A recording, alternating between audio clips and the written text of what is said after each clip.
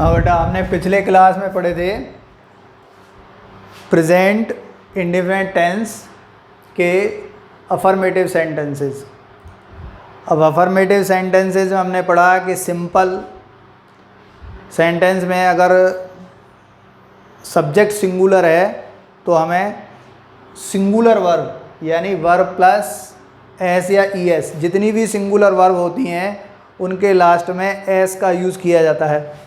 अब जैसे देखो, इज़, हैज़, डज, सभी में एस का यूज़ हो रहा है। जब मेन वर्ब में अगर मेन वर्ब को सिंगुलर बनाना हो तो उसमें एस का यूज़ कर दिया जाता है। आज हम पढ़ने वाले हैं negative sentences.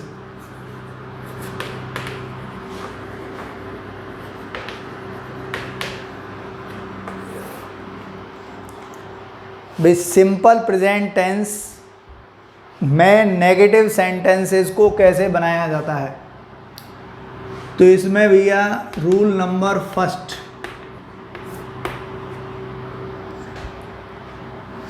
If the subject of the sentence is क्या है बेटा, he, she, it, name or any singular noun,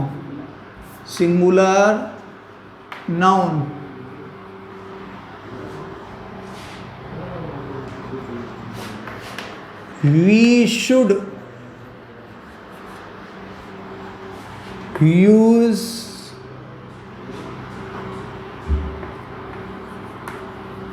does not plus first form of the verb in negative sentences.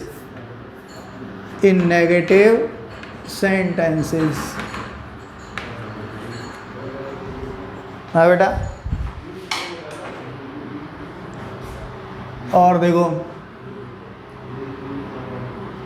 भाई, अगर सेंटेंस का सब्जेक्ट ही, शी, इट या किसी का नाम या कोई सिंगुलर नाउन है तो हमें नेगेटिव सेंटेंस में डज नॉट के साथ वर्ब की फर्स्ट फॉर्म का यूज़ करना चाहिए। जैसे स्ट्रक्चर देखो, स्ट्रक्चर है कि सबसे पहले सब्जेक्ट प्लस, अगर सब्जेक्ट सिंगुलर है तो डज नॉट, उसके बाद फर्स्ट फॉर्म दी वर्ब। अब एस या ई एस यहाँ लग गया तो यहाँ नहीं लगाएंगे। अब यहाँ पर बहुत सारे गलती भी कर जाते हैं, यहाँ भी एस लगा दिया, इधर भी एस लगा दिया, एस एक ही जगह लगेगा। उसके बाद ऑब्जेक्ट और प्लेस, टाइम, मैनर, ये इसका स्ट्रक्चर है। अब जैसे अमन डज नॉट लाइक फ्रूट्स, अमन फल पसंद नहीं करता है। स्ट्रक्चर देखो, सब्जेक्ट है अमन, डज नॉट आ गया क्योंकि सब्जेक्ट सिंगुलर है, first form the verb like, object आ गया फ्रूट्स। अब जैसे देखो, और Deepak does not buy vegetables from the market.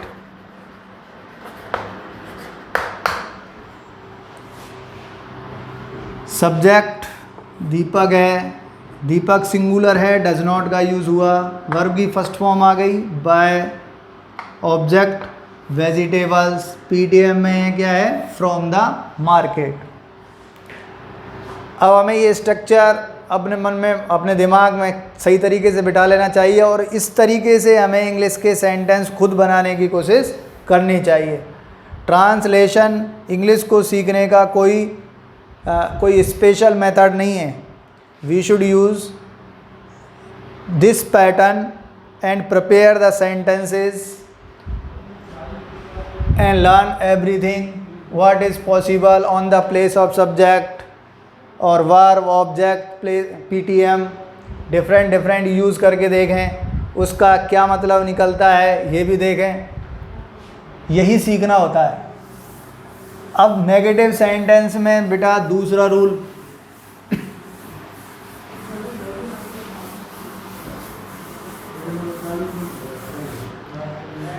Negative sentence में सेकंड रूल हम पढ़ेंगे। If the subject of the sentence is I है, यू है, वी है, दे है, या फिर एनी प्लूरल नाउन है, या फिर कोई प्लूरल नाउन है। यदि सेंटेंस का सब्जेक्ट आई है, यू है, वी है, दे है, या फिर कोई प्लूरल नाउन है, तो वी शुड यूज़, हमें किसका यूज़ करना चाहिए? We should use do not plus first form the verb in negative sentences. हमें नेगेटिव सेंटेंस में इनका यूज़ करना चाहिए। स्ट्रक्चर है बेटा कि first of all subject, if subject is I और plural, you we they, then we should use do not. क्या यूज़ करना चाहिए बेटा? Do not. After that object if there is in sentence, और उसके बाद ये डू नॉट के बाद फर्स्ट फॉर्म दी वर्ब, उसके बाद ऑब्जेक्ट, फिर place, time, manner, full stop. इस पैटर्न को यूज़ करते हुए सेंटेंस जैसे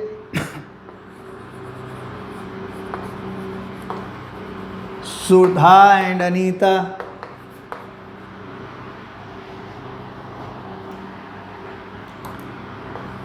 अब ये प्लूरल है,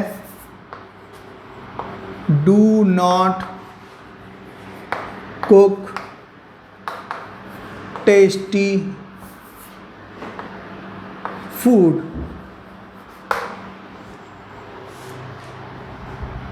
भाई सुधा और Anita do not cook tasty food, tasty food नहीं बनाती। सब्जेक्ट है, प्लूरल हो गया, सुधा एंड अनीता। क्योंकि प्लूरल है, डू नॉट का यूज़ हुआ, वर्ब की फर्स्ट फॉर्म कुक है, ऑब्जेक्ट हो गया टेस्टी फूड, पीटीएम का इसमें यूज़ नहीं किया गया। और देखो जैसे स्टूडेंट्स प्लूरल है, डू नॉट या डोंट दोनों में से किसी का यूज़ करें, don't complete their work on time. देखो सब्जेक्ट स्टूडेंट्स के साथ में, क्योंकि प्लूरल है, plural verb I don't, main verb है कंप्लीट, ऑब्जेक्ट आ गया देयर वर्क, पीटीएम में से यहाँ टाइम का यूज़ हुआ है ऑन टाइम। इस तरीके से इस स्ट्रक्चर को फॉलो करेंगे और नेगेटिव सेंटेंस बनाएंगे। अब देखो एक दो सेंटेंस बनाते हैं हम ट्रांसलेशन में।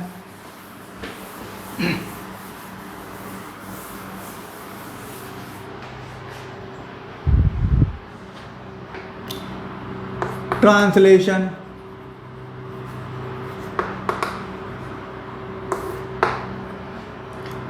जैसे है भाई, अर्पित अपने जन्मदिन पर अपने मित्रों को आमंत्रित नहीं करता है। उसकी मर्जी भाई, करे नहीं करे। अब सेंटेंस में, अब ये नेगेटिव है, प्रेजेंट इंडिफरेंट टेंस है। अब स्ट्रक्चर वही है कि भाई सब्जेक्ट उसके बाद डू या डज ये सब्जेक्ट के अकॉर्डिंग यूज़ करेंगे, उसके बाद नॉट, फिर first form the verb, then object, then place, time, manner. अब देखो सब्जेक्ट सबसे पहले लिखेंगे, सब्जेक्ट क्या है इसमें, Arpit, because Arpit is singular so we should use does not, Arpit does not. इसमें वर्ब क्या है भाई, आमंत्रित करना, इनवाइट करना, तो अर्पित डज नॉट इनवाइट। अब इसमें ऑब्जेक्ट क्या है, ये ऑब्जेक्ट या तो क्वेश्चन होता है व्हाट करो वर्ब से कि इनवाइट, व्हाट इनवाइट, इसका आंसर नहीं है, या फिर करें हम हुम, किसे, तो वो आएगा हिज फ्रेंड्स। तो इन दोनों से ही ऑब्जेक्ट मिलता है जब हम व्हाट या हुम से क्वेश्चन करते हैं, किसके साथ, वर्ब के साथ। अब वर्ब से इनवाइट, हुम इनवाइट, तो आंसर क्या आया, अपने मित्र यानी हिज फ्रेंड्स। अब आया पीटीएम, अब इसमें प्लेस नहीं है, यहां है टाइम, ऑन हिज बर्थडे। भाई डे है, बर्थडे, तो टाइम बता रहा है, पीटीएम में यहां टाइम आ गया। और एक और ट्रांसलेशन देखते हैं,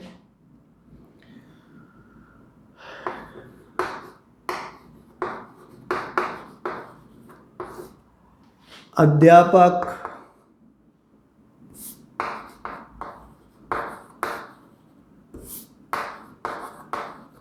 प्रतिदिन गृह कार्य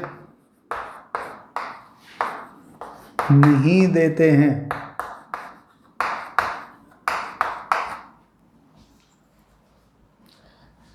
अब ये देखो सब्जेक्ट है इसमें अध्यापक, तो यहां आ गया भाई टीचर्स, प्लूरल है इसलिए यहां पर आ गया क्या, डू नॉट। अब गृह कार्य देने जैसी चीज है तो गिव कोई ऐसा तो है नहीं, होमवर्क में उठा के ये दे दिया इसको, इसकी इंग्लिश क्या होगी, assign. Teachers do not assign, क्या असाइन नहीं करते हैं, होमवर्क, ऑब्जेक्ट हो गया। और पीटीएम में आ गया टाइम, डेली। इस तरीके से बेटा आप एक ट्रांसलेशन करें, 2 करें, 100 करें, उससे कोई फर्क नहीं पड़ता है, आपको ये 2 समझ करके 100 करने की कोशिश करनी चाहिए। समझने के लिए 2 एग्जाम्पल्स बहुत होते हैं। अब इससे आगे हम सीखने जा रहे हैं क्या, इंट्रोगेटिव सेंटेंसेस।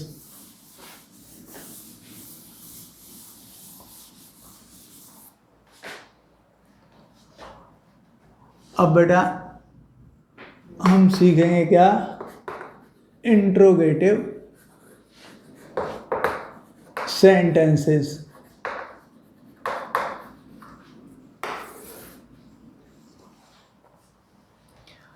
अब इंट्रोगेटिव सेंटेंसेस में अब इसे हम स्ट्रक्चर के अकॉर्डिंग 2 भागों में डिवाइड करते हैं।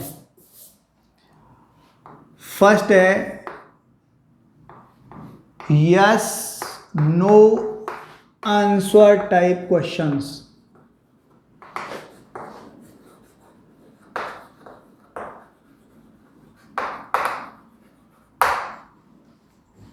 Yes no answer type questions ये पढ़ेंगे। जनरली क्या है, ये हिंदी में क्या से शुरू होते हैं, इंग्लिश में हेल्पिंग वर्ब से शुरू होते हैं। इनके आंसर यस या नो में देना संभव है। जैसे क्या आप रोजाना स्नान करते हैं, आंसर यस या नो में दे दें, सफिशिएंट है। क्या आप सुबह जल्दी जगते हैं? आंसर दे दें यस या नो में। आप कब जगते हैं? इसका आंसर यस या नो में नहीं दिया जा सकता है भाई। तो वो एक्सप्रेशन टाइप क्वेश्चंस हो गए। पहले हम पढ़ेंगे यस नो टाइप क्वेश्चंस, जो हिंदी में किससे शुरू होते हैं? क्या से। किससे शुरू होते हैं बेटा? क्या से। इंग्लिश में शुरू होते हैं हेल्पिंग वर्ब या कहें ऑक्सिलरी वर्ब से।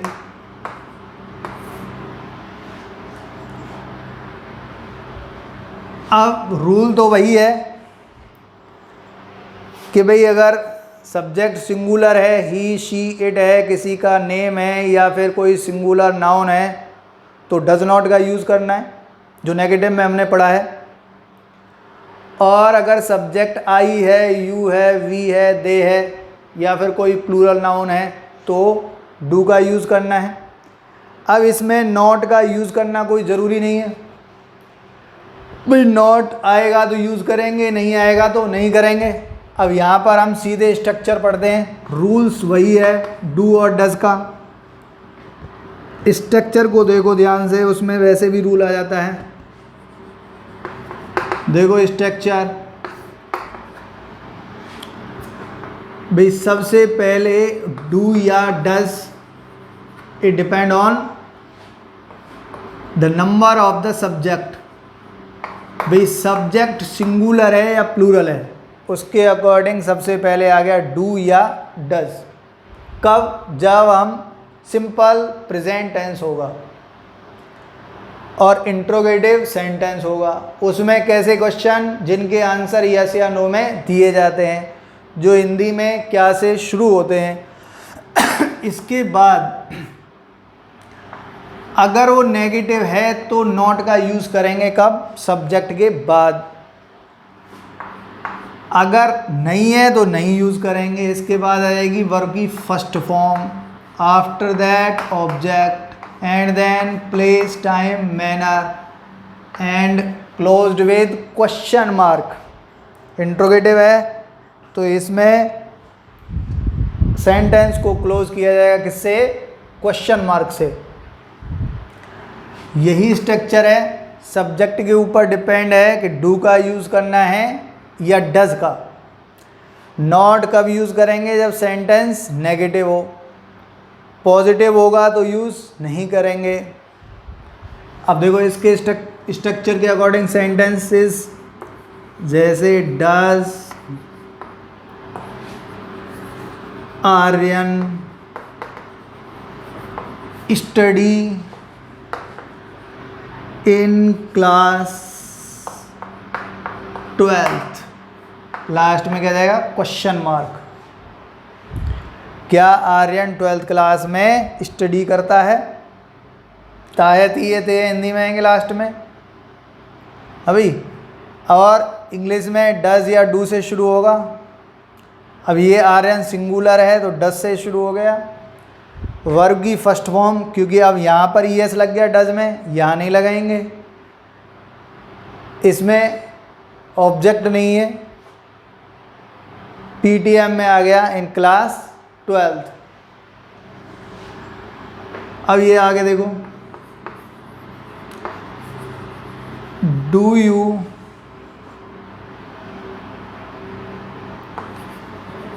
हेल्प योर फ्रेंड्स, क्या आप अपने मित्रों की सहायता करते हो?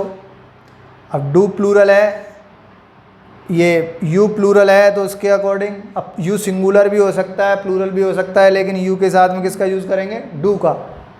तो do you help your friends, I होगा तब भी डू का यूज़ करेंगे। जैसे do I not give you a blue pen, क्या मैंने तुम्हें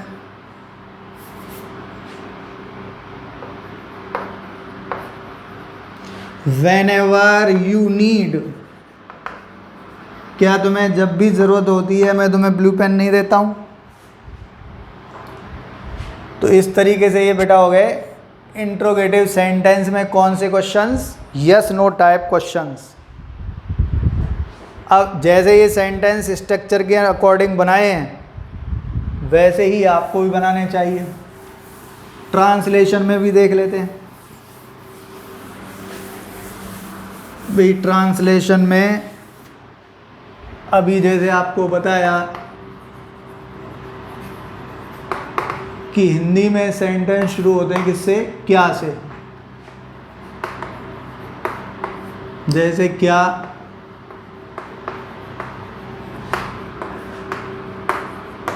आपके पिताजी बाजार से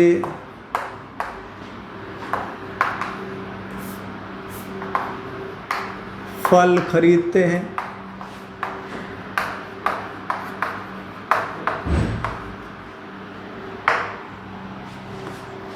स्ट्रक्चर पहले अभी लिखा था जैसे डज, और सबसे पहले डज या डू, आफ्टर दैट सब्जेक्ट। अगर नॉट है तो नॉट का यूज़ करेंगे, नहीं तो नहीं करेंगे। Then first form the verb, फिर ऑब्जेक्ट, फिर प्लेस, टाइम, मैनर, लास्ट में क्वेश्चन मार्क। अब देखो इसमें क्या से शुरू हो रहा है, तो हम इसे इंग्लिश में डू या डज से शुरू करेंगे। अब डू से शुरू करें या डज से, ये किसके ऊपर डिपेंड है, सब्जेक्ट के ऊपर। आपके पिताजी, अब ये पिताजी सिंगुलर हैं, तो यहाँ क्या किसका यूज़ हो गया, डज योर फादर। भाई ये सिंगुलर है, सिंगुलर के साथ में किसका यूज़ होगा, डज का। अब आती है वर्ब। वर्ब क्या है, खरीदना, बाय या परचेज। क्या खरीदते हैं, फ्रूट्स, ये ऑब्जेक्ट हो गया। पीटीएम में आ गया from the market, question mark.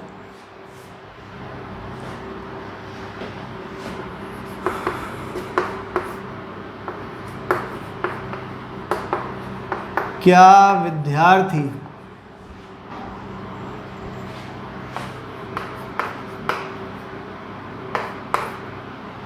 अपना गृह कार्य रोजाना करते हैं।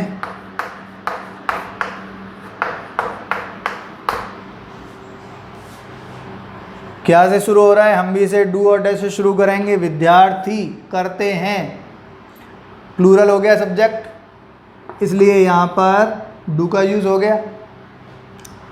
डू स्टूडेंट्स है भाई, नॉट इसमें नहीं आया है। इसके बाद वर्ग की फर्स्ट फॉर्म है डू। करते हैं, क्या करते हैं, वो ऑब्जेक्ट हो गया।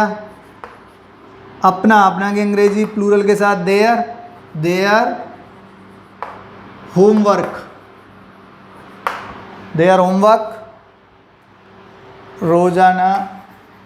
पीटीएम में आ गया डेली और क्वेश्चन मार्क।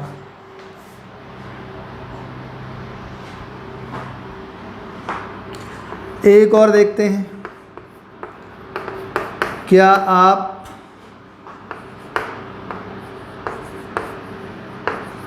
प्रतिदिन अपना पाठ याद नहीं करते हैं। एक नेगेटिव सेंटेंस देख लिया। अब देखो आप, यहाँ सब्जेक्ट है यानी यू के साथ में किसका यूज़ होगा, डू। तो डू यू, क्योंकि ये नेगेटिव है तो इसके बाद नॉट का यूज़ होगा, डू यू नॉट। इसे ऐसे भी यूज़ किया जा सकता है कि डोंट यू। तब हमें एपोस्ट्रोफी का भी हेल्प लेना पड़ेगा, ऐसे डोंट यू, दोनों तरीके से, डू यू नॉट या फिर don't you, do I not या डोंट आई। तो एपोस्ट्रोफी की हेल्प से हम शुरू में ही डू और नॉट को जोड़कर लिख सकते हैं। तो डू यू नॉट वर्ब है, इसमें लर्न, ऑब्जेक्ट है अपना पार्ट यानी योर लेसन, और पीडीएम में आ गया भाई डेली और क्वेश्चन मार्क। इस तरीके से आपका हो गया ये ट्रांसलेशन।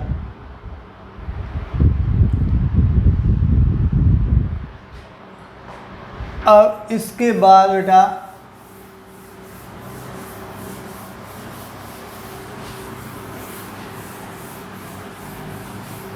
हम पढ़ते हैं दूसरे टाइप के क्वेश्चंस, WH वर्ड क्वेश्चंस। दूसरे क्वेश्चंस होते हैं WH वर्ड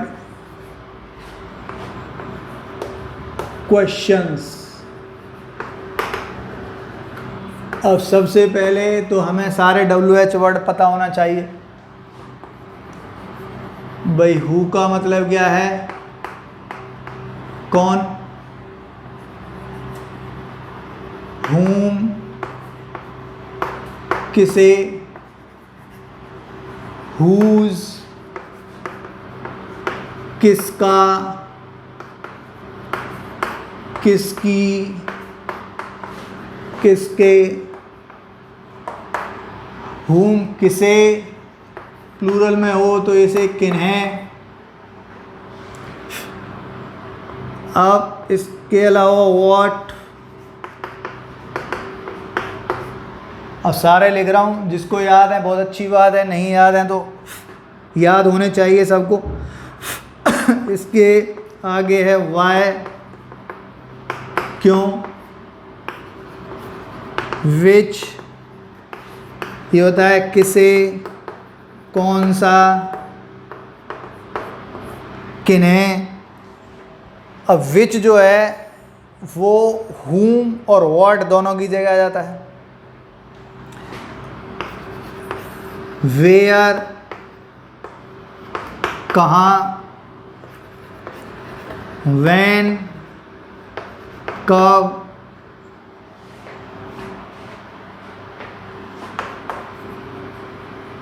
हाउ कैसे, हाउ मैनी कितने, हाउ मच कितना,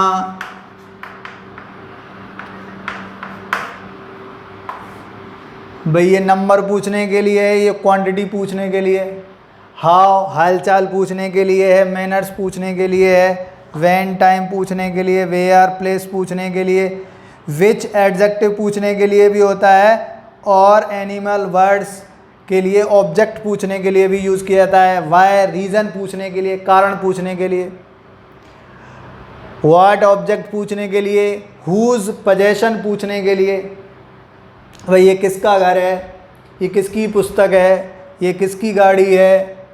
whom और who ये दोनों केवल इंसान के लिए यूज़ होते हैं, सब्जेक्ट पूछने के लिए who का, ऑब्जेक्ट पूछने के लिए whom का। इसके अलावा how often, how long, how often frequency पूछने के लिए, और हाउ लॉन्ग टाइम डिस्टेंस पूछने के लिए। ये वर्ड्स हैं जो सबको याद होने चाहिए। अच्छा, इसके अलावा हम नेक्स्ट क्लास में पढ़ते हैं